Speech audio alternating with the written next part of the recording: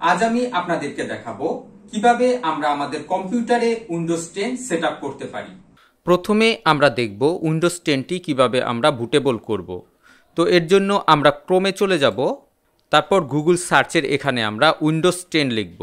ওয়েবসাইটে ঢুকে পড়ব ক্রিয়েট উইন্ডোজ 10 ইনস্টলেশন মিডিয়া, এটাকে আমরা ডাউনলোড করে নিব। এবার এটাকে আমরা ওপেন করব। পেনড্রাইভটি পিসিতে কানেক্ট করার পরে এখানে আমরা অ্যাকসেপ্টে ক্লিক করব। এই নিচের এটি সিলেক্ট করে আমরা নেক্সটে চলে যাব। নেক্সটে ক্লিক করব। ইউএসবি ফ্ল্যাশ ড্রাইভ সিলেক্ট থাকা অবস্থায় আমরা নেক্সটে ক্লিক করব। নেক্সটে ক্লিক করব।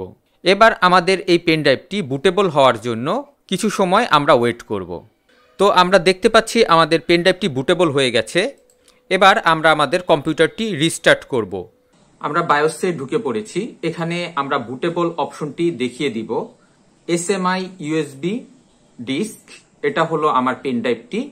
আমি পেনড্রাইভটি সিলেক্ট করে কিবোর্ড থেকে এন্টারে প্রেস করব। তারপর আমরা নেক্সটে চলে যাব। আমরা ইনস্টল নাওতে ক্লিক করব। প্রোডাক্ট কি, এটাই আমরা ক্লিক করব। 10 প্রো এটা সিলেক্ট করে নেক্সটে চলে যাব। তারপর এখানে আমি আই অ্যাকসেপ্ট এটা টিক মার্ক করে নেক্সটে চলে যাব। তারপর এখানে আমরা দেখতে পাচ্ছি কাস্টম ইনস্টল উইন্ডোজ অনলি, এটা আমরা নিচেরটা সিলেক্ট করব। আমরা নিউতে ক্লিক করব, তারপর অ্যাপ্লাইতে ক্লিক করব, তারপর ওকেতে ক্লিক করব। তো এবার আমরা নেক্সটে চলে যাব।